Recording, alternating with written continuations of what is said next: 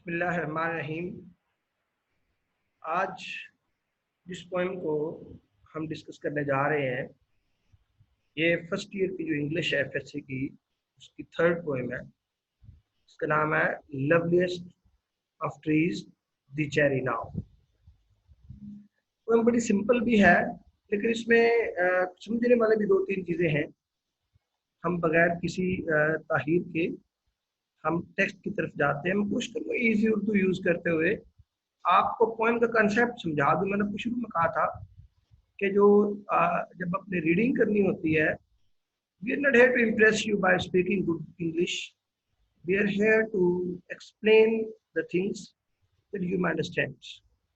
Okay, we are not here to impress you. Keep this thing in mind. We can speak a lot of English, but I think that it is not of your advantage. आप फायदा नहीं इसका, तो इसलिए हम कोशिश करेंगे कि आपको इजी इंग्लिश में जो चीज़ें हैं वो करके दें, ताकि आप उसको आपका फ़ायदा हो और आप अच्छे मार्क्स हासिल कर सकें। जो हमारा टारगेट असल में है कि आपने अच्छे नंबर लेने हैं एफएससी में, उसके लिए हमारी सारी फाइट है। आज हमने जो पोएम पढ़नी है, हम उसके टेक्स्ट को कोशिश करते हैं तलाश करने की। Loveliest of trees the cherry now, ये जनाब हमारी पोएम है जो आज हमने डिस्कस करनी है। देखिए, loveliest of trees the cherry now, अगर आप हेडिंग पे थोड़ा देखें ना, थोड़ा सा अनयूजुअल हेडिंग है कि हालांकि आमतौर पे जो थर्ड सुपरलेटिव होता है ना, जो तीसरी डिग्री होती है एडजेक्टिव की, उससे पहले दी जाता है। लेकिन यहाँ पर दी जो है ना, उसने चेरी से पहले लगा दिया है शायर ने। तो शायर ऐसा कर भी लेते हैं, हेडिंग में ऐसा हो भी जाता है। तो ये शायर की फ्रीडम होती है, इसको पोएटिक डेविएशन भी कहते हैं कि शायराना इनहराफ होता है। शायर थोड़ी सी अपनी मर्जी कर लेते हैं। वैसे मोस्टली ग्रामर में ऐसा होता है कि जो दी है वो थर्ड सुपरलेटिव से पहले यूज होता है। तो ये थोड़ी सी एक पोएटिक डेविएशन है। चीज़ों को वैसे भी याद रखें, हेडिंग्स को जो सिमेट्रिकल और ब्यूटीफुल बनाने के लिए कई बार दी की कुर्बानी जो है वो लैंग्वेज के लोग दे लेते हैं। शायर लोग, कंपोजर जो अच्छी मतलब काम करने वाले हैं, तो लैंग्वेज को ब्यूटिफाई करने के लिए भी ऐसा कर लेते हैं। एनीवे ये बड़ा इशू नहीं था। सिर्फ और आपने देखा होगा कि लेवलिस्ट चीज के बाद एक कॉमा आया था। कॉमा जब भी दो चीजों के दरमियान आता है ना, एक बात याद रखिएगा कि जब पहली फ्रेज ने दूसरी फ्रेज को इफेक्ट करना हो, यानी जो पहली फ्रेज से पहले बात हुई है, दूसरी फ्रेज उसके एक्सप्लेनेशन में आती है, तब कॉमा दरमियान में यूज होता है। इसको हर कभी पंक्चुएशन के अंदर हम डिस्कस करेंगे। लवलीस्ट ऑफ ट्रीज, कॉमा का मतलब है इट मीन्स, मतलब कि इसकी तफसील ये है। चेरी नाउ किसके, यानी चेरी है। लवलीस्ट ट्रीज का मतलब क्या है? चेरी है। यानी कॉमा यहाँ पर एक्सप्लेन कर रहा है एक फ्रेज को, यानी कि यूं कह लें कि जो फर्स्ट फ्रेज है ये एक्सप्लेनेशन दे रही है सेकंड फ्रेज की, ठीक है।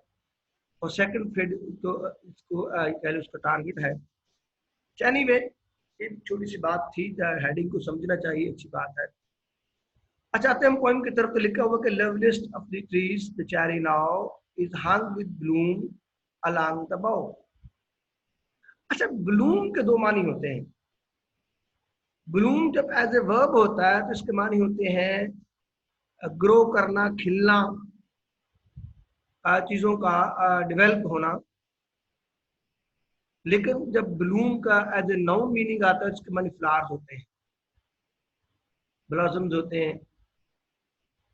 तो यहाँ पर जो है, जो ब्लूम है, ये फ्लावर्स के मानों में है। चूंकि अलोंग द बाउ, बाउ के मानी होते हैं ब्रांच, शूट। एक दरख्त सॉरी की जो शाख होती है उसको बाउ कहते हैं। तो loveliest of the trees the cherry now is hung with Bloom along the बाउ, यानी जो दरख्तों में सबसे प्यारा है, जिसका नाम चेरी है, इज हंग। अच्छा, ये जो हंग है ना, ये थर्ड फॉर्म है हैंग की। अच्छा, हैंग भी दो मानों में इस्तेमाल होता है। हैंग जब हैंग हंग हंग होता है तो इसका माने होता है लटकाना।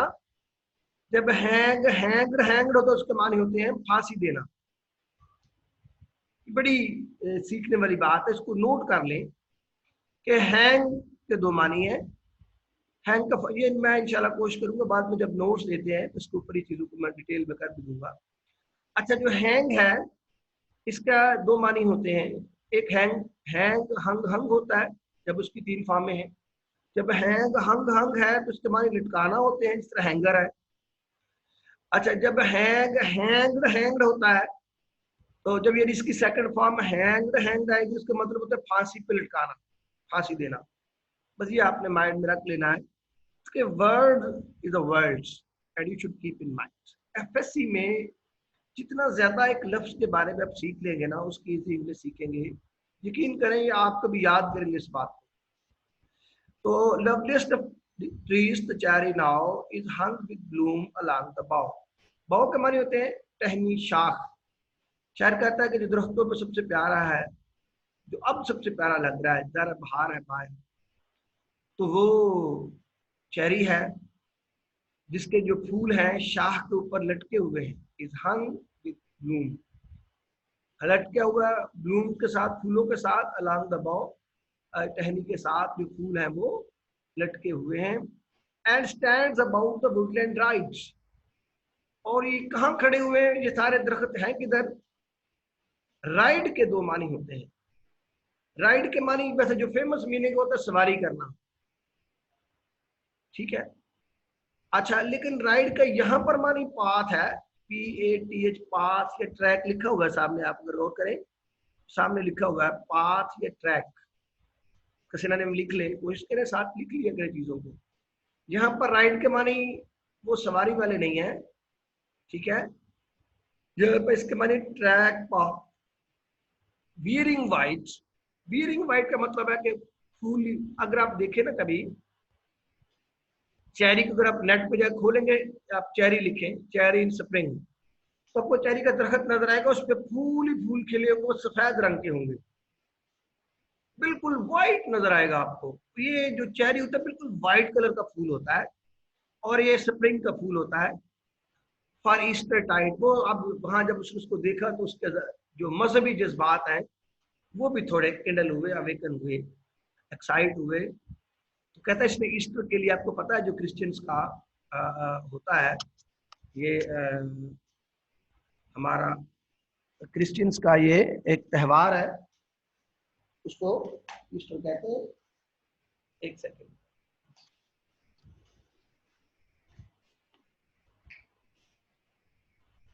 यस, ये क्रिश्चियन का बेसिकली एक त्यौहार होता है जिसको ये हजरत ईसा अलैहिस्सलाम की, जो हमारे जिस तरह है इस्लाम में भी है, जो इसकी जो रिजरेक्शन का डे मनाते हैं क्रिश्चियंस, हजरत ईसा अलैहिस्सलाम जब वो उठाए गए, हमारे ख्याल में जब उनकी रिजरेक्शन हुई, या yes, and stands about the woodland rides wearing white for the Easter tides। कहते हैं वो जो चेरी के दरख्त है ना, वो वुडलैंड के ऊपर खड़े हुए हैं और उन्होंने सफेदी अपने ऊपर ओढ़ी हुई है। आपको मैंने कहा ये सफेद फूल होते हैं क्योंकि ईस्टर टाइड है। टाइड क्या होती है? लहर, क्रंच, यानी मौसम है ईद का। अब जा रहा है क्रिश्चियनिटी के जज्बात से भरी हुई बात है कि उनका जो दूसरी ईद होती है, जिस तरह इस्लाम में ईद उल फितर, ईद उल ज़ुहा होती है, उनके यहाँ ये जो क्रिसमस होती है और साथ ईस्टर होता है, ये मार्च अप्रैल में होता है। अच्छा, एनीवे, तो ये इसका मीनिंग है ईस्टर टाइड का। यस, नो, अब इसको हम थोड़ा सा एक्सप्लेन करते हैं। फर्स्ट अंदर बड़ा इंपॉर्टेंट है।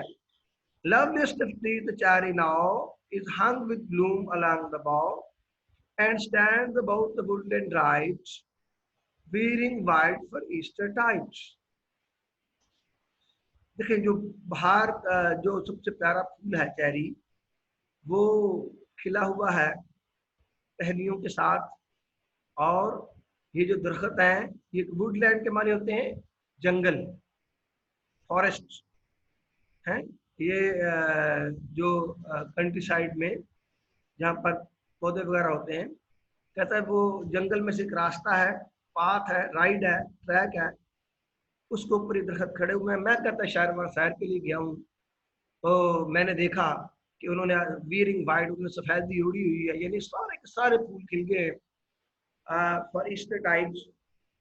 मैं अगर चलो कोई नहीं, फिर कभी से इंशाल्लाह नेट पे आप चेक करें तो आपको पता चल जाएगा कि जो चेरी है ये वाइट कलर के फ्लावर होते हैं। Anyway it is the complete sentence. मेरा ख्याल है कि आपको इस स्टैंजा की समझ आ गई। नेक्स्ट बिकम, अच्छा इसमें दो बातें हैं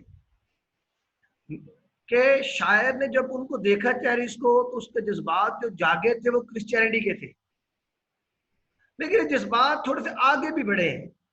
ये बड़ी अजीब पोएम है। Now of my 3 score years and ten. अब फिर कहता है जो 70 साल, एक स्कोर होता है 20 ईयर्स का, 20 का एक स्कोर होता है। कहता है अब जो मेरे 3 स्कोर की 60 हो गए एंड 10 प्लस उसमें करे तो 70 हो गए। नो ऑफ माई 3 स्कोर यानी 3 बार अगर 20 हो तो वो 60 बन जाता है, और उसमें 10 शामिल कर लें तो 70 बन जाता है। कहता है जो 70 साल, जो आमतौर पे क्रिश्चियन अकीदे के मुताबिक जो है इंसान का जो general span, average span of life है, इंसान को 70 के साल अंदर रहना है। कहता अब जो मेरे पास 70 साल जो मुझे अल्लाह ताला की तरफ से अवार्ड हुए हैं, उनमें से कहता है 20 विल नॉट कम अगेन, 20 तो दोबारा नहीं आएंगे, वो तो गुजर गई है बहारें, जवानी की 20 बहारें जो गुजर गई। And take from 70 springs score, और इन 20 ने 70 में से 20 को निकाल दिया है। इट ओनली लीव्स मी 50 मोर, अब 50 साल मेरे पास है। 50 भी कम लग रहे, चूंकि जज्बात इतने ज्यादा है, इतने यूनिवर्सल है, इतने एंटरटेनिंग है, इतने इंजॉइंग है, ये कहता है कि ये बड़ा थोड़ा काम है, इतने से ज्यादा मैं इंजॉय कर सकता हूँ, तो ये मुझे थोड़ा वक्त लगता है। अच्छा अब दो बातें इसमें हैं, एक तो क्रिश्चियनिटी रिलीजियस जज्बात है, अच्छा नीचे उसकी एंटरटेनमेंट भी आ गई, यानी फिजिकल और स्पिरिचुअल का एक अजीब सा मिक्सचर है, रूहानी और जिस्मानी जो है इसका एक अजीब इम्तजाज है point. And since to look at things in Bloom, तो कहता है अब हमने देखना है कि चीजें ब्लूम के ऊपर हम देख रहे हैं। अब यहाँ पर ब्लूम एज ए वर्ब आ गया, ऊपर एज ए नाउन आया था, इधर आप यहाँ था तो एज ए नाउन था, और अब यहाँ पर आया था एज ए वर्ब आया। Since to look at things in Bloom, कहता है कि चूंकि अब हम चीजों को ब्लूम में देख रहे हैं, ब्लूम में स्टडी कर रहे हैं, यानी चीजों को डेवलप होता हुआ देख रहे हैं, फुल ग्रोन देख रहे हैं। 50 स्प्रिंग द लिटिल रूम, अच्छा रूम के मानी क्या होते हैं, यहाँ पर रूम के मानी है कमरा नहीं है, यहाँ रूम के मानी है स्पेस। ये लिख ले, नोट कर लें, यहाँ रूम के मानी क्या है, स्पेस है। ये रूम है, इसके मानी यहाँ पर क्या है, स्पेस, टाइम स्पैन, ये कम अरसा है, कम पीरियड है, थोड़ा अरसा है। About the woodland I will go, कहता मैं जंगल की तरफ जाऊंगा, to see the cherry hang with snow, और मैं देखूंगा कि चेरी जो दरख्त है उसके ऊपर जब फूल लगे हुए हैं तो वो थोड़े से उसके ऊपर बारिश स्नोइंग हुई है, और वो थोड़े नीचे को लटके हुए हैं स्नोइंग की वजह से, उनका जो है वो सरनगू है थोड़े। अच्छा जो स्नो है ना, इसके दो मानी होते हैं, इसके सही स्नो प्योरिटी के लिए भी इस्तेमाल होता है, ठीक है, कि चीज़ों को प्योरिटी जो है पाकीज़गी के लिए भी लिटरेचर में इस्तेमाल होता है स्नो का सिंबल। और यहाँ पर वैसे भी चूंकि वो ईस्टर के मानों में ले रहा है। बहरहाल ये पोएम एक बड़ी मुख्तात किस्म के मिक्सचर है, ये रिलीजियस और इसके फिजिकल का, इंजॉइंग का। अच्छा लास्ट स्टेज को हम जरा दोबारा देखते हैं। And since to look at things in Bloom, कहते क्योंकि हम चीज़ों को ब्लूम में देख रहे हैं, खिलता हुआ देख रहे हैं, फुल जोबन पे देख रहे हैं। 50 स्प्रिंग द लिटिल रूम, ऐसे हालात में जब जज्बात इतने पीक पर हों तो 50 बहारें बहुत कम लगती हैं। रूम का मतलब कम अरसा लगती है। About the woodland I will go, मैं वुडलैंड की तरफ जाऊंगा, to see the cherry hung with snow, और मैं देखूंगा चेरी के फूल हैं उनके ऊपर बर्फ जमी हुई है और हल्के हल्के लटके हुए हैं और कितने खूबसूरत लग रहे हैं। अच्छा, वो उसकी प्योरिटी को, उसकी वाइटनेस को और भी डबल कर रहे हैं। ओके भाई, थैंक यू वेरी मच। मेरा ख्याल आपको इस पॉइंट की समझ आ गई होगी। तो एफएस की स्टूडेंट ये देखें, आपने हमेशा समझ पे शुरू में जब आए आप फर्स्ट ईयर में, तो चीज़ों को अंडरस्टैंड करने पे ज़्यादा जोर दें। बाकी चीज़ें हो जाती हैं, लफ्ज आ जाते हैं, चीज़ें आ जाती हैं, अंडरस्टैंडिंग में कमी हो तो चीज़ें फिर डिस्टर्ब हो जाती हैं। ओके जनाब, thank you very much for joining me today.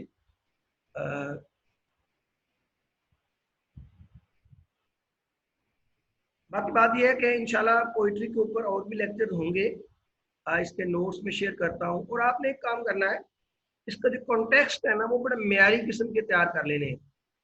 हाँ, क्वेश्चन आंसर भी देखने। पोइट्री बड़ा चैलेंज होती है, मैं शुरू लेक्चर में भी कह चुका हूँ कि बाकी तमाम चीज़ें बच्चे कर लेते हैं, इनको शक होता है 5 नंबर का स्टैंडर्ड, हालांकि ऐसा नहीं है। ये 15 to 18 मार्क्स की पोइट्री है और इसका अच्छा भला कंट्रीब्यूशन है। और अच्छे मार्क्स लेने में यही सबसे बड़ा खराब करती है। तो बच्चे वो बाकी चीज़ें तैयार कर लेते हैं, बुक फर्स्ट की ट्रांसलेशन भी कर लेते हैं, क्वेश्चन आंसर भी कर लेते हैं, सिनोनिम भी हो जाते हैं। ये चीज़ इग्नोर, पोइट्री का जो कारण इग्नोर हो जाता है। बच्चा समझता है 5 नंबर का स्टैंडर्ड आना, हालांकि ऐसा नहीं है। तो 5 नंबर का स्टैंडर्ड है, फिर इसके अंदर जनाब क्वेश्चन आंसर है 8 नंबर के, फिर इसके सिनोनिम्स हैं। इसको आपने पूरी तवज्जो देनी है, भी बहुत इजी, बड़ी इंटरेस्टिंग है, बड़ी इंजॉयिंग है। Okay, thank you very much.